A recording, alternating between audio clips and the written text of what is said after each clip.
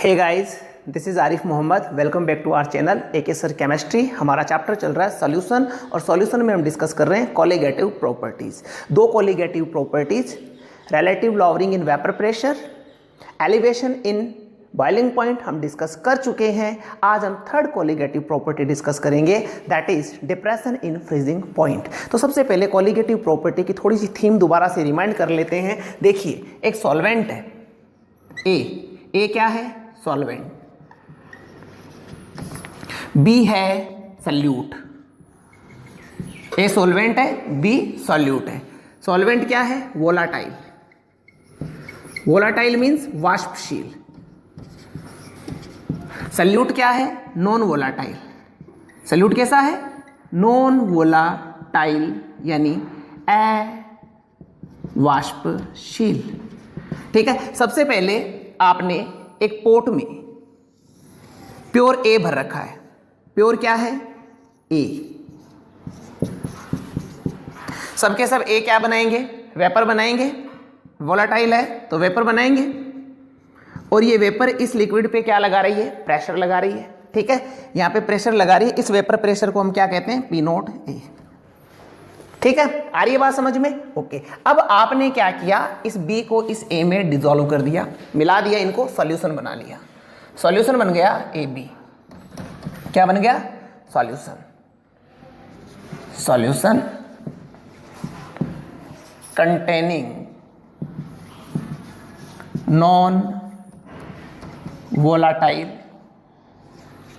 Salute. Solution विलयन जिसमें अवाष्पशील विलेय उपस्थित है। तो ये सॉल्यूशन बनाया। अभी सरफेस पे कौन प्रेजेंट है? ए भी प्रेजेंट है, बी भी प्रेजेंट है। इस तरह से अभी देखिए, ए तो क्या है? वेपर बनाएगा ना। तो जैसे ही अपन इस सॉल्यूशन को हमने ले रखा है तो ए क्या फॉर्म करेगा? वेपर फॉर्म करेगा। ए तो वेपर फॉर्म कर रहा है, पर क्या बी वेपर फॉर्म करेगा? क्या बी के द्वारा वेपर बनाई जाएगी? नहीं, बी तो यूं जच के बैठा हुआ है कि मुझे तो उठना ही नहीं है। समझ में आ रही है बात? तो बी यहाँ पे वेपर नहीं बनाएगा। तो यहाँ पे भी वेपर बन रही है और वेपर प्रेशर लगा रही है। कंपेयर कर लीजिए दोनों कंडीशन को। ज्यादा वेपर कहाँ पे है? ज्यादा वेपर प्रेशर कहाँ पे है? यहाँ पे पी नॉट ए बोला, इसको आप पी ए बोल दीजिए। आप बताइए, ज्यादा वेपर प्रेशर, यहाँ पे वेपर प्रेशर की वैल्यू अधिक होगी या यहाँ पे? वेपर अधिक कहाँ बन रही है? यहाँ पे। तो वेपर की वैल्यू, वेपर प्रेशर की वैल्यू अधिक कहाँ होगी इस कंडीशन में? यानी प्योर सॉल्वेंट का वेपर प्रेशर नॉन वोलाटाइल जिस सॉल्यूशन में घुला हुआ है सल्यूट, उसके वेपर प्रेशर से अधिक होगा। This is the basic theme for whole colligative properties. ये आपको पता होना चाहिए। ओके, आगे बात समझ में? चलें आगे। किसके कारण यहाँ पे जो वेपर प्रेशर में कमी आई, किसके कारण है? बी के कारण आई है। और बी क्या है? नॉन वोलाटाइल है, वाष्पित नहीं होता है, इवेपोरेट नहीं होता है, वेपर का निर्माण नहीं करता है। तो चलिए शुरू करते हैं मेन टॉपिक आज का, डिप्रेशन इन फ्रीजिंग पॉइंट। ठीक है, तो सबसे पहले अपन ने डिस्कस कर लिया कि कोलिगेटिव प्रॉपर्टी क्या होगी। यहाँ पे जो वेपर प्रेशर में कमी आ रही है वो किस पे डिपेंड करेगी? बी के कणों की संख्या पर निर्भर करेगी, प्रकृति पर निर्भर नहीं करेगी। तो यहाँ पे हम इस डिप्रेशन इन फ्रीजिंग पॉइंट को पढ़ने से पहले सबसे पहले देखेंगे व्हाट इज फ्रीजिंग पॉइंट या व्हाट इज हिमांक। दोनों ही बताते हुए चलूंगा मैं, इंग्लिश और हिंदी में। देख लीजिएगा, जो समझ में आता है देख लेना। फ्रीजिंग पॉइंट क्या होता है, हिमांक क्या होता है, ये मैं आपको बताता हूं। देखिए, सबसे पहले अपन डिफाइन करते हैं फ्रीजिंग पॉइंट को। Freezing point, what is freezing point? देखो, फ्रीजिंग पॉइंट क्या है? वह ताप जिस पर कोई द्रव जमना शुरू हो जाता है। ठीक है, एक टेम्परेचर है जिस पर एक लिक्विड फ्रीज होना शुरू हो जाता है, उसी को आप फ्रीजिंग पॉइंट कहते हो। पर यहां पे हम फ्रीजिंग पॉइंट डिस्कस करेंगे वेपर प्रेशर की रेस्पेक्ट में। तो क्या है देखिए, अ temperature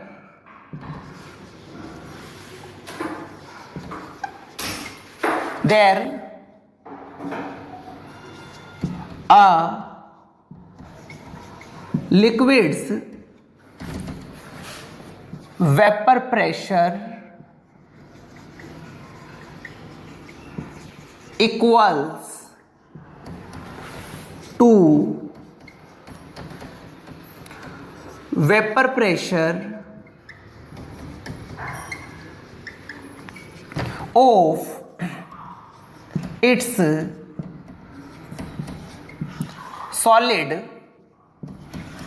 state, this temperature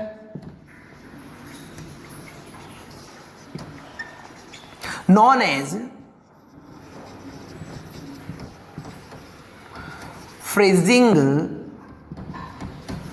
point. A temperature there a liquid's vapor pressure equals to vapor pressure of its solid state. This temperature known as freezing point. यानी हिमांक क्या होता है? What is हिमांक? हिमांक क्या है? देखिए, वह ताप जिस पर किसी द्रव का वाष्प दाब, जिस पर किसी द्रव का वाष्प दाब इसकी ठोस अवस्था के वाष्प दाब के बराबर हो जाता है, हिमांक कहलाता है। वह ताप जिस पर किसी द्रव का वाष्प दाब इसकी ठोस अवस्था के वाष्प दाब के बराबर हो जाता है, हिमांक कहलाता है। या हम कह सकते हैं वह ताप जिस पर पदार्थ की द्रव तथा ठोस अवस्था का वाष्प दाब बराबर हो जाता है, हिमांक कहलाता है। वह ताप जिस पर पदार्थ की द्रव तथा ठोस अवस्था का वाष्प दाब बराबर हो जाता है, हिमांक कहलाता है। तो चाहे आप ये डेफिनेशन दे दो, चाहे ये दे दो, ये शॉर्ट है, इजी रहेगी, तो ये आप याद रख लेना।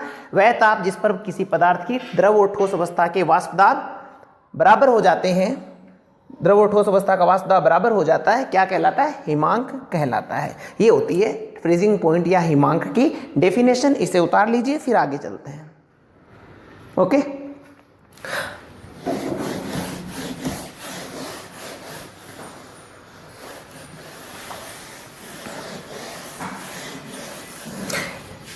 एक ग्राफ बनाते हैं हम वाष्प दाब और ताप के मध्य, टेम्परेचर और वाष्प दाब के मध्य एक ग्राफ बनाते हैं हम। इस तरफ हम ले लेते हैं vapour pressure, vapour pressure P, इस तरफ ले लेते हैं टेम्परेचर T। ठीक है, ओके। तो हमने क्या बोला है? फ्रीजिंग पॉइंट या हिमांक क्या होगा? वह ताप जिस पर द्रव और ठोस अवस्था के वाष्प दाब क्या हो जाए? समान हो जाए। तो देखिए, जैसे जैसे टेम्परेचर में कमी की जाएगी वैसे वैसे लिक्विड के वेपर क्या बनेंगे? कम बनेंगे। जैसे जैसे टेम्परेचर में कमी की जाएगी तो वेपर में क्या आएगी? कमी आएगी। वेपर में कमी आएगी तो वेपर प्रेशर भी क्या होगा? कम होगा। तो मान लीजिए टेम्परेचर कम कर रहे हैं हम, टेम्परेचर कम कर रहे हैं और हमें ये वाला ग्राफ मिला है। ठीक है ना? प्योर सॉल्वेंट के लिए हम यहाँ पे बना रहे हैं ग्राफ, यानी अभी तक हमने सॉल्यूट डिसॉल्व नहीं किया है। ये ग्राफ हमें मिला। ठीक बात? ओके। ये है किसके लिए है? प्योर सॉल्वेंट के लिए, जो कि वोलाटाइल है। प्योर सॉल्वेंट के लिए बना दिया ग्राफ आपने। ओके, यहाँ पे। और ये है इसी पदार्थ की सॉलिड स्टेट के लिए, ठोस अवस्था के लिए ग्राफ। हमें जो विलायक है ये क्या है? सॉलिड सॉल्वेंट, इसे हिमकृत विलायक लिखा हुआ मिलेगा हिंदी में, हिमकृत विलायक। तो हमने क्या कहा था? वह ताप जिस पर द्रव और इसकी ठोस अवस्था के वाष्प दाब क्या हो जाए? समान हो जाए। तो देखिए, इसे हम थोड़ा सा और आगे बढ़ाएं तो देखिए, ये वाला टेम्परेचर, ये टेम्परेचर ऐसा मिला है जिस पर इस सॉलिड सॉल्वेंट का वेपर प्रेशर इस लिक्विड सॉल्वेंट के वेपर प्रेशर के क्या हो गया, समान हो गया ना। दोनों की वैल्यू क्या प्राप्त हो रही है, एक ही प्राप्त हो रही है। भाई आपने क्या बोला है, फ्रीजिंग पॉइंट क्या है, वह ताप जिस पर किसी पदार्थ की ठोस और द्रव अवस्था के वाष्प दाब क्या हो जाए, समान हो जाए। तो अब यहाँ पे देखिए इस वाले पॉइंट पे ये द्रव अवस्था है और ये इसकी ठोस अवस्था है, इनके वाष्प दाब क्या हो गए, समान हो गए प्योर कंडीशन में। तो इस टेम्परेचर को अपन क्या यहाँ पे किससे डिनोट कर दें, किससे शो कर दें इसको, टी बी नहीं भाई, टी एफ लिखेंगे क्योंकि फ्रीजिंग पॉइंट है ना, टी एफ नोट, बी तो बॉइलिंग के लिए लिखा था। आ रही है बात समझ में, ओके। अब देखिए अभी हमने क्या किया, इस प्योर सॉल्वेंट में हमने डिसॉल्व कर दिया non volatile solute. Non volatile solute means अवाष्पशील विलय, और अवाष्पशील विलय मिलाने पर जितनी वेपर बन रही थी उन वेपर में क्या आएगी, कमी आएगी, और वेपर में अगर कमी आएगी तो वेपर प्रेशर भी क्या जाएगा, डाउन जाएगा। मानते हैं ये बात, चलिए शो करते हैं इसको। तो देखिए सॉल्यूशन के लिए हम ग्राफ बना रहे हैं, तो सॉल्यूशन के लिए ग्राफ कहाँ मिलेगा, इसके नीचे मिलेगा। इतनी बात होता है, क्यों, क्योंकि इसमें नॉन वोलाटाइल सॉल्यूट डिसॉल्व कर दिया गया है। तो अब देखिए इसके लिए ग्राफ हमें मान लीजिए इसके नीचे प्राप्त होता है ये वाला, ठीक बात है, ओके। और हम डिस्कस क्या करें, फ्रीजिंग पॉइंट। इस पॉइंट पर आते आते ये कौन है, solution that containing non volatile solute, जिसमें अवाष्पशील विलय उपस्थित है। तो इस बिंदु पे देखिए यहां पे इस विलयन का वाष्प दाब इस ठोस अवस्था के वाष्प दाब के क्या हो गया, समान हो गया, ओके। तो देखिए यहां पे जो प्योर सॉल्वेंट था वो इसी टेम्परेचर पे जमना शुरू हो गया था, जबकि इसमें नॉन वोलाटाइल सॉल्यूट अवाष्पशील विलय घोलने पर यह इस टेम्परेचर पर जमना शुरू होगा। यानी विलायक की तुलना में इसे क्या करना पड़ेगा, और ठंडा करना पड़ेगा, इसके ताप को और कम करना पड़ेगा, तब यह जमेगा। यानी हिमांक में क्या आ गई, कमी आ गई। मान लीजिए ये 0 डिग्री पे जम रहा था और ये -4 पे जम रहा है, तो हिमांक आपको क्या करना पड़ रहा है, और कम करना पड़ रहा है। टेम्परेचर आपको क्या करना पड़ रहा है, और कम करना पड़ रहा है। और टेम्परेचर कम कर रहे हो तो हिमांक में क्या आ रही है, कमी आ रही है, और इसी को क्या बोल दिया, हिमांक अवनमन। फ्रीजिंग पॉइंट यहाँ पे कितना था, टीएफ नोट, पर जैसे नॉन वोलाटाइल सॉल्यूट डिसॉल्व करा फ्रीजिंग पॉइंट कितना मिल रहा है, टीएफ। यानी फ्रीजिंग पॉइंट में क्या आ रहा है, डिप्रेशन आ रहा है। ये 0 डिग्री पे ही जमना शुरू हो गया था, जबकि अभी ये -4 पे जम रहा है। मान लीजिए, इमेजिन कर लीजिए, तो फ्रीजिंग पॉइंट क्या हो रहा है, कम हो रहा है। किसके कारण हो रहा है, नॉन वोलाटाइल सॉल्यूट के कारण हो रहा है। और नॉन वोलाटाइल सॉल्यूट जब इसमें डिसॉल्व कर दिया तो फ्रीजिंग पॉइंट में क्या आ गई, कमी आ गई, और इसी कमी को डिप्रेशन इन फ्रीजिंग पॉइंट कहते हैं, जो इस ग्राफ से स्पष्ट हो जाती है। बात आ रही है समझ में, ओके। तो यहां पे हम क्या लिख सकते हैं, डिप्रेशन इन फ्रीजिंग पॉइंट, हिमांक अवनमन, डेल्टा टीएफ किससे शो कर सकते हैं, किससे शो कर सकते हैं डेल्टा टीएफ को, यानी इस वैल्यू में से इस वैल्यू को अगर घटाएं तो हमें डेल्टा टीएफ मिल जाएगा। यानी हम लिख सकते हैं टीएफ नोट माइनस टीएफ। हिमांक में कितनी कमी आई, उस कमी के लिए हमें ये फॉर्मूला यूज करना है, ओके। Delta TF. अब देखिए डेल्टा टीएफ जो यहाँ पे हमने शो किया है, क्या वो डेल्टा पी पे डिपेंड कर रहा है। इस ग्राफ से देखिए स्पष्ट हो जाता है कि जो डेल्टा टीएफ है वो डेल्टा पी पे भी तो डिपेंड कर रहा है। और कैसे डिपेंड कर रहा है, दोनों एक दूसरे के प्रोपोर्शनल है, समानुपाती है। तो यहाँ पे हम क्या लिख सकते हैं, delta TF proportional to delta P. और हमें पता है कि डेल्टा पी किसके प्रोपोर्शनल होता है, नॉन वोलाटाइल सॉल्यूट की मोल फ्रैक्शन के। ये डायरेक्टली किसके प्रोपोर्शनल होगा, नॉन वोलाटाइल सॉल्यूशन की मोल फ्रैक्शन के प्रोपोर्शनल होगा, जो कि अपन ने बिगिनिंग में फर्स्ट कोलिगेटिव प्रॉपर्टी में ही बता दिया था। हमने कहा था ना, वाष्प दाब का अपेक्षिक अवनमन किसके समानुपाती था, विलय की मोल भिन्न के समानुपाती था। तो यहाँ पे आप क्या लिख सकते हो, डेल्टा पी समानुपाती एक्स बी। तो अब क्या लिख सकते हो आप, delta T F proportional to zeta B, mole fraction of B, okay. अभी देखिए डेल्टा टी एफ, यहाँ पे प्रोपोर्शनल के साइन को रिमूव करा तो यहाँ पे हमने लगा दिया स्मॉल के एक्स बी। ओके, आ रही है बात समझ में? ठीक है। अब देखिए एक्स बी जो जीटा बी है, सॉरी एक्स बी नहीं जीटा बी बोलते हैं इसको, जीटा बी को क्या लिख सकते हैं? Number of mole of B upon total moles in solution, ऐसा लिख सकते हैं। Na क्या लिखते हैं? ए के मोलों की संख्या बराबर क्या हो जाएगा? ए का द्रव्यमान mass upon molar mass, given mass upon molar mass किसका? ए का। इसी प्रकार से बी के लिए क्या लिख देंगे? बी का गिवन मास, बी का मोलर मास। ठीक बात है। ओके, पुट कर दो ये वैल्यू, क्या लिख दोगे? Delta T F is equals to के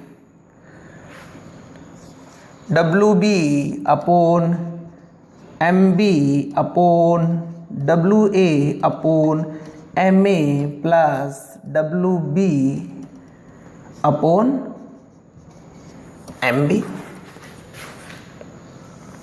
ठीक है। अब देखो, क्योंकि सॉल्यूट क्या है? बहुत ही कम है और प्लस और माइनस में हो तो उसे अपन नगण्य मानकर नेग्लेक्ट कर सकते हैं। तो क्या लिख देंगे? क्योंकि W B upon M B divide और मल्टीप्लाई में नहीं छोड़ सकते हैं, ध्यान रखिएगा, प्लस माइनस में छोड़ सकते हैं केवल, is very very less than W A upon M A. So delta T F is equals to K W B upon M B multiplied by M A upon W A. ठीक है। Okay, ए क्या है? Solvent का molar mass जो कि constant है। हम क्या लिख सकते हैं? Delta T F is equals to K M A W B upon M B W A. ठीक है।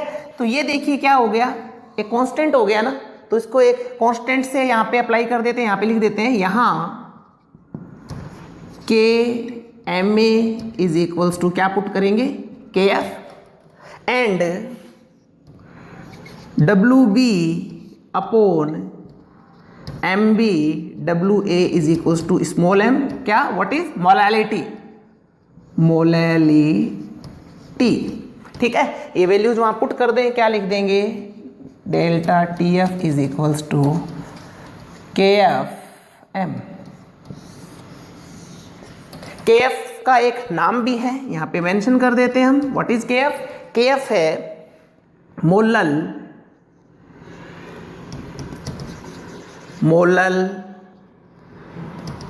Depression, molal depression constant, molal अवनमन स्थिरांक, मोलल अवनमन स्थिरांक। ठीक है। और इसका एक और नाम है क्रायोस्कोपिक कांस्टेंट, क्रायोस्कोपिक कांस्टेंट, ये भी इसी को कहते हैं। तो यहाँ पे आप लिख लीजिए इसे कि क्या होता है, हिमांक अवनमन पूरा का पूरा यहाँ पे शो किया है, ग्राफ बनाइए और उसके बाद में पूरा का पूरा जो यहाँ पे अपने डेराइव करा है उसको लिख लीजिए। ओवरऑल जो रिजल्ट मिला है हमें, इससे देखिए एक चीज़ और लिख सकते हैं हम, यानी delta T F is directly proportional to molality of solution, ऐसा लिख सकते हैं ना। इसे उतार लीजिए, फिर आगे बात करते हैं। ठीक है, हो गया? मिटा दें इसे, चलो मिटा देते हैं।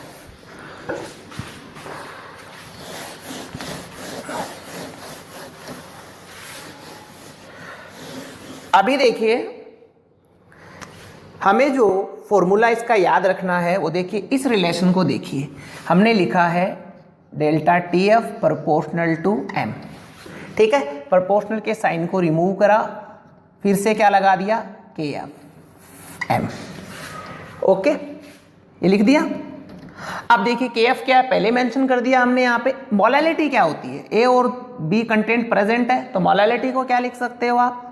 W B upon MB WA, जब WA किस में लिया जाए, kg में लिया जाए।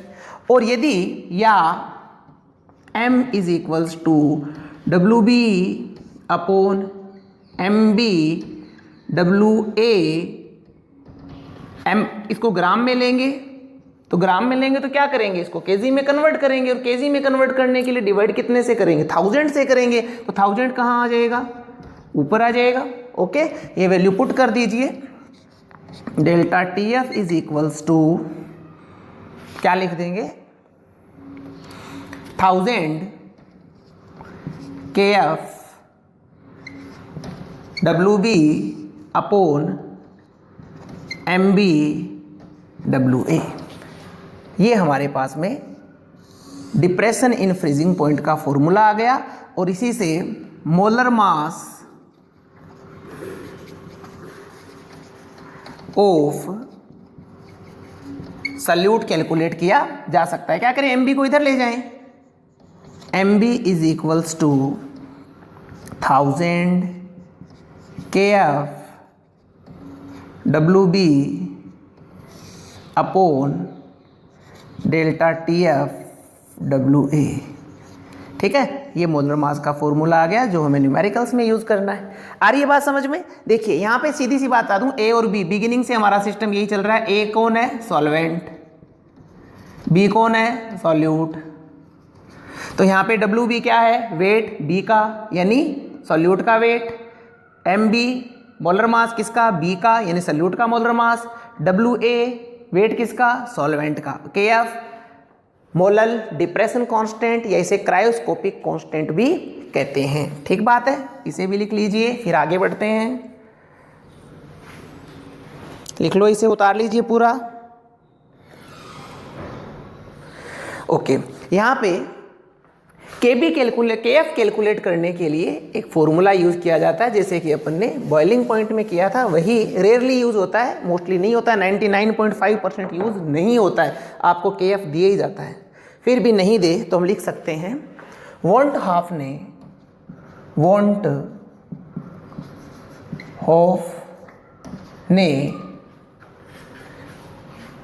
KF को डेल्टा H वाष्पन की गुप्त ऊष्मा के साथ निम्न प्रकार से संबंधित किया था। निम्न प्रकार से संबंधित किया था, क्या लिखा था, इन्होंने कहा था KF is equals to MAR TF square upon 1000 multiplied by delta H। ठीक है, यहाँ से आप ज्ञात कर सकते हो। यहाँ पे क्या क्या है ये देख लीजिए। MA मोलर मास सॉल्वेंट का, R गैस कांस्टेंट, TF क्या था, सॉल्यूशन का हिमांक, सॉल्यूशन का फ्रीजिंग पॉइंट, 1000 मैथमेटिकल डिजिट है, और डेल्टा H क्या है, वाष्पन की गुप्त ऊष्मा। तो इस फॉर्मूले से आप ज्ञात कर सकते हो।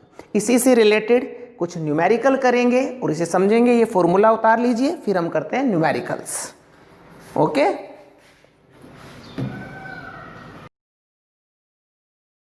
क्वेश्चन दिया है 34.2 ग्राम शर्करा, शर्करा का मतलब शुगर, सुक्रोज को 1000 ग्राम जल में घोलकर विलियन बनाया गया है। विलियन का हिमांक क्या होगा। फ्रीजिंग पॉइंट हमसे पूछा है, KF की वैल्यू यहाँ पे गिवन है। तो देखिए सबसे पहला काम, सेम प्रोसेस, गिवन डाटा लिख देते हैं। क्या क्या है गिवन, क्या क्या है, शर्करा का वेट दे रखा है, वेट ऑफ सुक्रोज, सुक्रोज क्या है यहाँ पे, सल्यूट है। सल्यूट को किससे डिनोट करते हैं, WB से करते हैं ना। WB की वैल्यू क्या दी है यहाँ पे, 34.2 ग्राम। ओके, 1000 ग्राम जल, जल क्या है, सॉल्वेंट है, किससे डिनोट करेंगे, WA is equals to 1000 grams. ठीक है, विलियन का हिमांक आपको ज्ञात करना है, यानी TF यहाँ पे कैलकुलेट करना है। अब देखिए जो फॉर्मूला है उसमें अपने को Ma तो नहीं चाहिए परंतु हमें Mb चाहिएगा, Mb यानी इस सुक्रोज का हमें मोलर मास यहाँ पे चाहिएगा। सुक्रोज होता है C12H22O11, कार्बन का एटॉमिक वेट 12, हाइड्रोजन का 1, ऑक्सीजन का 16 और इसे आप कैलकुलेट करके देख लीजिए, रिजल्ट मिलेगा आपको 342। ठीक है ना। तो ये सुक्रोज होता है, ये ध्यान रखिएगा। सुक्रोज या शर्करा जहाँ पे भी लिखा हुआ मिले इसको ही कहते हैं सुक्रोज। और कहीं पे शुगर भी लिखा हुआ मिला है ना आपको, तो भी आप क्या समझेंगे, सुक्रोज की बात की जा रही है। शर्करा कह रहा है तो सुक्रोज की बात कर रहा है। ठीक है, आ रही है बात समझ में। तो Mb की वैल्यू क्या लिख देंगे यहाँ पे 342 ग्राम प्रति मोल इनवर्स। ओके, ये हमने जो गिवन वैल्यू जो वो लिख दी। अब देखिए हमने फॉर्मूला क्या लिखा था, क्योंकि delta TF is equals to, पहले डेल्टा TF कैलकुलेट करें यहाँ पे, तो क्या लिखेंगे 1000 WB 1000 WB अपोन यहाँ पे KF पी लेंगे ना साथ में, 1000 KF WB, KF पहले लिख देते हैं ना, से अच्छा लगता है, WB अपोन MB WA। ये फॉर्मूला लिखा है हमने, अभी डेराइव करा था। ठीक है, ये तो KF हो गया और ये मोलालिटी का फॉर्मूला हो गया। तो अब देखिए क्या क्या करेंगे यहाँ पे, 1000 KF की वैल्यू गिवन हमें कितना दिया है, KF ये रहा 1.86 मल्टीप्लाइड बाई WB भी गिवन है 34.2 ग्राम्स, और MB हमने कैलकुलेट करा 342, WA कितना दिया 1000, क्या 1000 से 1000 कट जाएगा, कट गया। 3.2 से ये हाउ मच टाइम कटेगा, 10 टाइम कटेगा। रिजल्ट क्या आएगा भाई 1.86 बाई 10, क्या लिख देंगे 0.186 केल्विन। ये आपके पास में डेल्टा TF की वैल्यू आ गई। पर आपको कोई डिप्रेशन ही कैलकुलेट थोड़ी करना था, आपको तो क्या कैलकुलेट करना, फ्रीजिंग पॉइंट कैलकुलेट करना है। किसका, सॉल्यूशन का। तो देखिए हमें पता है हम क्या लिखते हैं, delta TF is equals to TF minus TF naught. ठीक है, हमारे पास में डेल्टा TF की वैल्यू है, T नोट F की वैल्यू है, और हमें TF यहाँ पे कैलकुलेट करना है। तो क्या करेंगे, देखिए भाई बिगिनिंग में अपन ने रिलेशन लिखा था ना, delta TF is equal to TF minus TF naught, उसी से यहाँ पे हम ये कैलकुलेशन करेंगे।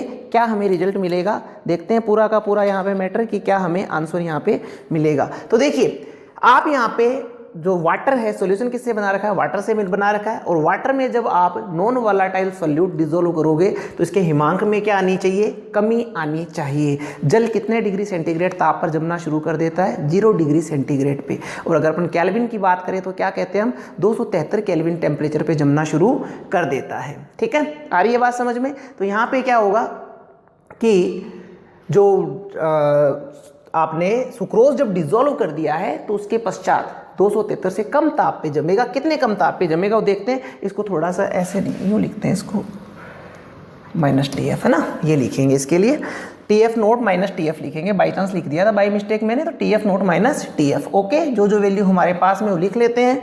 देखिए प्योर का है हमारे पास में डेल्टा TF है और ये हमें कैलकुलेट करना है। तो क्या लिख सकते हैं, TF is equals to TF naught minus delta TF। इसमें देखिए हमेशा ध्यान रखना कि जब भी आपको ये इंटरवल निकालना हो ना, तो बड़ी संख्या में से छोटी संख्या को घटाना है, बड़ी डिजिट में से छोटी को घटाना है। जैसे अपन ने elevation in boiling point discuss किया था, तो वहाँ पे अपन ने क्या कहा था, क्वथनांक उन्नयन हुआ था, तो वहाँ पे विलयन का क्वथनांक अधिक था विलायक की तुलना में। तो वहाँ पे आपने कैसे लिखा था, यहाँ पे अलग से बता रहा हूँ भैया आपको मैं थोड़ा सा रिमाइंड कराने के लिए। वहाँ पे आपने क्या लिखा था, delta TB is equals to, अधिक किसका है, विलयन का, तो TB माइनस TB नोट, कम किसका है, विलायक का। ये फॉर्मूला काम में लिया था।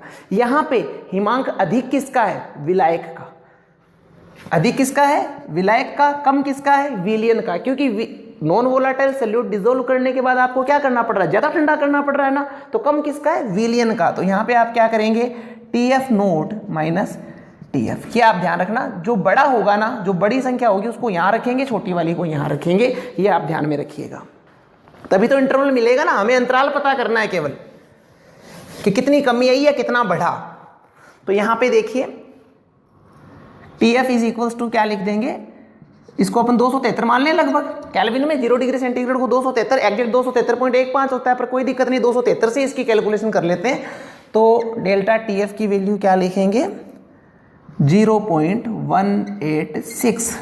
तो 273 में से 0.186 डिडक्ट करिए, कितना रिजल्ट मिलेगा आपको, यहाँ पे देखिए ये जाएगा, तो इसमें से 186 कितना बच जाएगा, 186 इसमें से चला जाएगा, तो माइनस करेंगे तो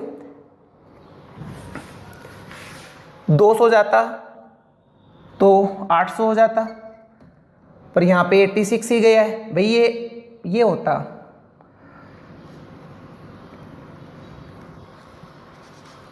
तो क्या आता, इस 186 की जगह अगर 200 होता तो हम लिख देते, ये वाली वैल्यू तो 0. अच्छा रिजल्ट लिखना है यहाँ पे, तो अगर ये 0.20 होता तो रिजल्ट कितना आ जाता है इसका, 272.80, पर यहाँ पे कितना 186 है ना, 186, तो इससे थोड़ा सा ज़्यादा आएगा, कितना 814, ये आ गया यहाँ पे TF की वैल्यू। ठीक है, तो यहाँ पे इतना शर्करा डिसोल्व करने पर जो सॉल्यूशन होगा उसका हिमांक 272.814 केल्विन होगा। इसे उतार लीजिए, फिर आगे बात करते हैं।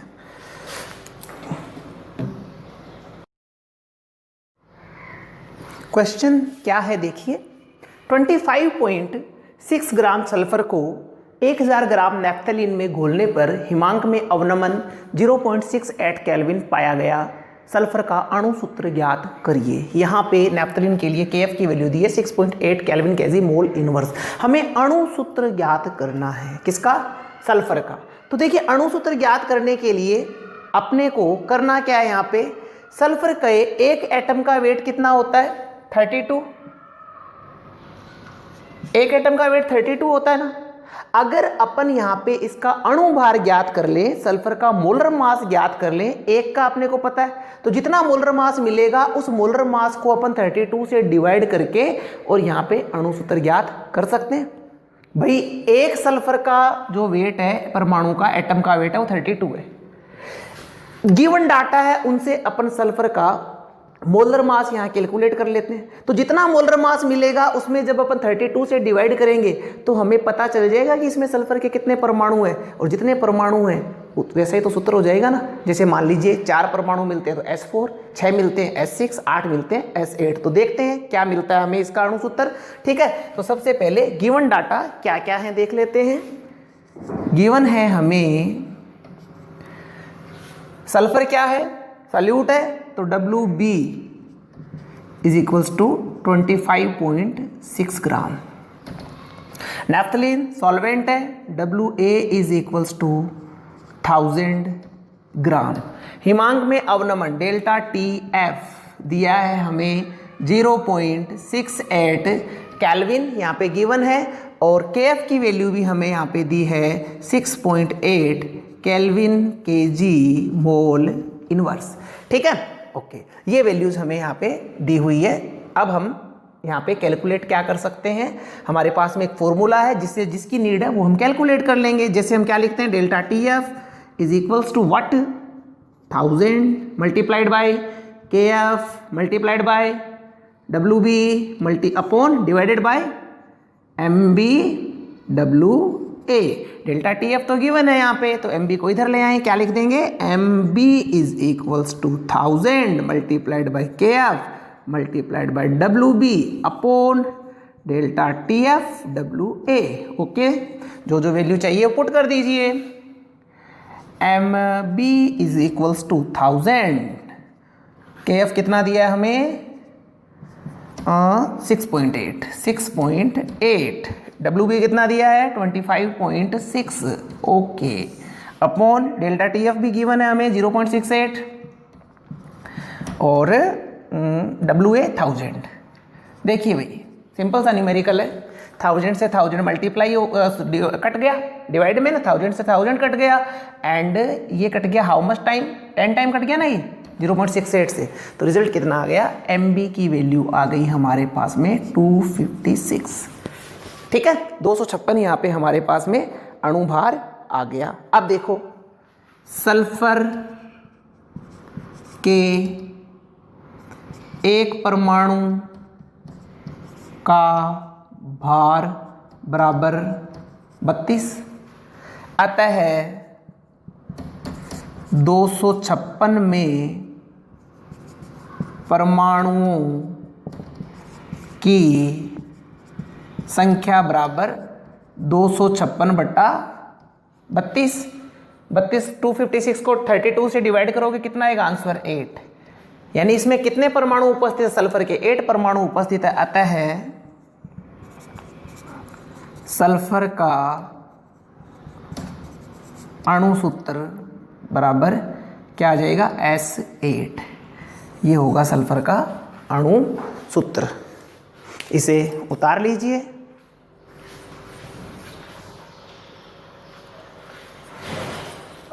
तो गाइज इस क्लास में इतना ही, मिलेंगे अगली क्लास में।